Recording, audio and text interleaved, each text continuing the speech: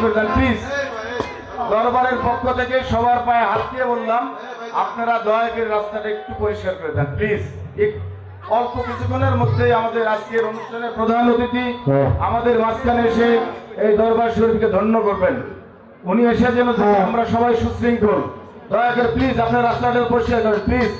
এই যে রাস্তায় যে আম গাছের নিচে যে আমি বলি, আপনারা শুনেন না?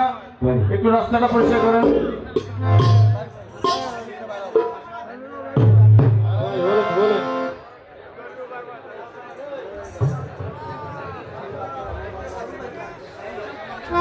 এই সাংবাদিক সাইফুল ভাই, সাংবাদিক সাইফুল ভাই কোথায় আছেন আপনি? প্লিজ একটু আসেন তো মঞ্চের সামনে। ও আছেন আপনি? প্লিজ এই রাস্তাটা একটু পরিষ্কার করে ব্যবস্থা করে দেন। এই রাস্তাতে আমাদের প্রধান অতিথি আসবেন, উনি এসে যেন দেখে দরবারের পরিবেশ অত্যন্ত সুশৃঙ্খল। প্লিজ এই যে পশ্চিমে পশ্চিমে রাস্তাটা যে প্লিজ একটু ফাঁকা করেন, একটু ফাঁকা করেন, নাহলে বসে যান, বসে যান। আরে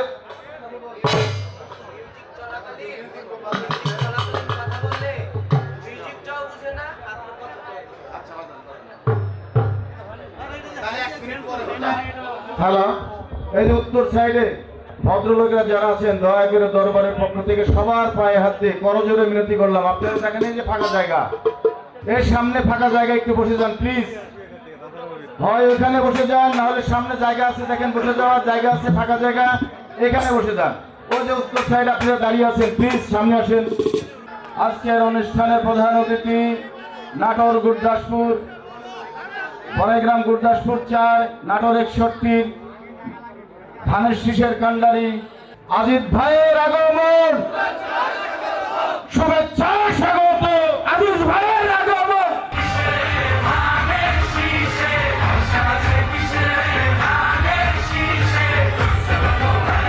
আজকের অনুষ্ঠানের প্রধান অতিথি জনাব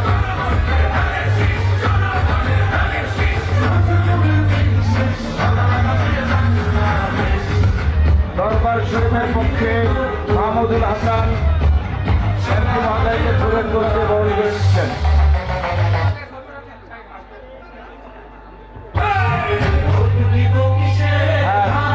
ফুলের তোলায় আর দরবার শরীফের পক্ষ থেকে প্রদান করছেন মাহমুদুল হাসান।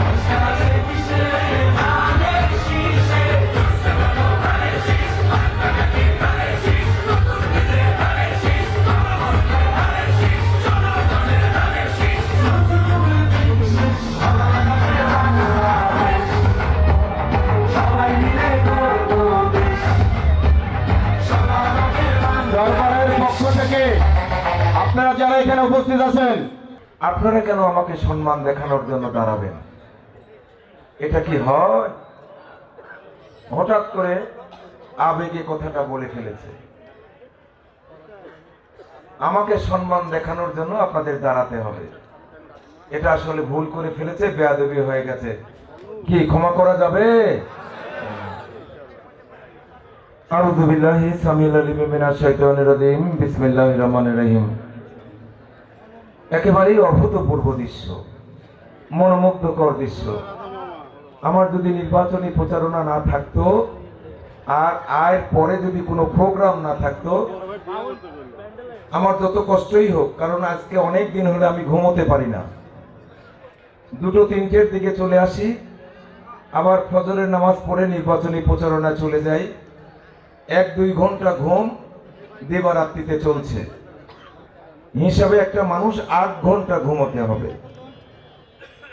কিন্তু যত কষ্টই হোক, আপনাদের নিয়ে আমি এখানে আপনাদের অনুষ্ঠানে শরীক হয়ে 2-1টা গান শুনতাম, একটু সময় অতিবাহিত করতাম। কিন্তু ক্ষমাসুলভ দৃষ্টিতে দেখবেন আমার সময় একেবারেই স্বল্পতা, আমাকে চলে যেতে হবে অন্য প্রোগ্রামে। বারবার ফোন করছে। আপনাদের এই সুন্দরতম পরিবেশে উপস্থিত হতে পেরে নিজেকে ধন্য এবং গৌরবান্বিত মনে করছি। আয়োজক মণ্ডলী আমাকে দাওয়াত দিয়ে এখানে নিয়ে এসেছেন, আয়োজক মণ্ডলীকেও আন্তরিকভাবে ধন্যবাদ জানাই। সবাই তো ভালো আছেন নাকি? ভালো থাকা, সুস্থ থাকাটা আল্লাহ পাকের অফুরন্ত নিয়ামতের মধ্যে সবচেয়ে গুরুত্বপূর্ণ নিয়ামত। আপনি যদি সুস্থই না থাকতেন, ভালোই যদি না থাকতেন, তাহলে কি এই দরবার শরীফে উপস্থিত হয়ে এমনিতর সুন্দর একটি অনুষ্ঠানে শরীক হতে পারতেন? শরিক হওয়া যেত না তো? আপনি যান রাজশাহী হসপিটালে যান, নাটোর হসপিটালে যান, বিভিন্ন ক্লিনিক হসপিটাল একটু পরিদর্শন করে আসুন, তাহলে তখন বুঝবেন যে সুস্থ থাকাটা জীবনের জন্য কত প্রয়োজন।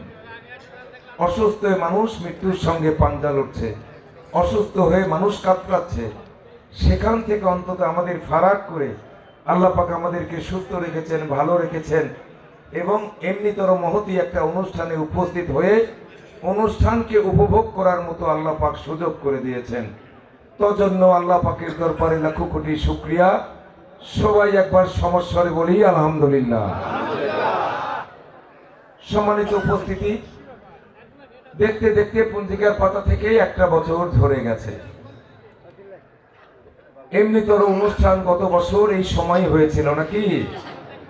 আমার সেদিন আসার সুযোগ হয়েছিল। সেদিন এসেছিলাম একটা পরিচয়ে, আজকে আবার নতুন পরিচয়। আবার সামনে যদি হয়, আল্লাহ যদি বাঁচিয়ে রাখেন, আপনাদের সামনে আমি আর একটা নতুন পরিচয়ে আসতে চাই। কি আসানো যাবে? আপনারা যদি সহযোগিতা করেন তাহলে সম্ভব হবে। গতবার এসেছিলাম আমি ধারাবাড়িশা ইউনিয়নের সাবেক চেয়ারম্যান। ধারাবাড়িশার মানুষ ভালোবেসে 20 বছর আমাকে চেয়ারম্যান বানিয়ে রেখেছিলেন। 1986 সাল থেকে 2007 সাল পর্যন্ত ধারাবাড়িশার মানুষ, ধারাবাড়িশা ইউনিয়নের মানুষ ভালোবাসলো। তো সেই ভালোবাসা দেখে গুদাসপুরের হালসা থেকে বিলসার মানুষ ভালোবাসলো এবং আমাকে টেনে নিয়ে এসে নানা প্রতিকূলতার মধ্যে দিয়ে আমার ঘোড়া মার্কা প্রতীকে আপনারা ভোট দিয়ে 10,000 ভোটের ব্যবধানে আমাকে আপনারা উপজেলা চেয়ারম্যান বানিয়েছিলেন। মনে আছে? মনে আছে তো? কি অনেকেরই মনে নাই নাকি? আওয়াজ কম আসতেছে কিন্তু মনে আছে। আপনাদের ভালোবাসা দেখে আমার প্রিয় নেতা তারেক রহমান, যাকে নিয়ে বাংলাদেশের মানুষ স্বপ্ন দেখে, আমাদের সেই নেতাকে নিয়ে আমরা সেই স্বপ্ন দেখি না যে স্বপ্ন মানুষ ঘুমিয়ে ঘুমিয়ে দেখে। আমাদের প্রিয় নেতাকে নিয়ে আমরা সেই স্বপ্ন দেখি যে স্বপ্ন পূরণের প্রত্যাশায় মানুষকে ঘুমোতেই দেয় না। সেই প্রিয় নেতা 8,000 কিলোমিটার দূরে অবস্থান করে শুধু লন্ডনে থেকে আমার জনপ্রিয়তা দেখে, আপনাদের ভালোবাসা দেখে, সেই ভালোবাসার সুরে সুর মিলিয়ে 2018 সালে আমাকে ধানের শীষের প্রতীক তুলে দিয়েছিলেন। গণতন্ত্র বিরাজমান না থাকার কারণে আমাদের নির্বাচন আলোর মুখ দেখল না। যদি গণতন্ত্র বিরাজমান থাকতো, আর আপনার ভোট আপনি দিবেন, জানে খুশি তারে দিবেন, এই পরিবেশ যদি বিরাজমান থাকতো, তাহলে 18 সালেই আমি এমপি নির্বাচন হয়ে যেত। কিন্তু এটা সম্ভব হয়নি। কিন্তু আমার প্রিয় নেতা আমাকে ভালোবেসেইছেন।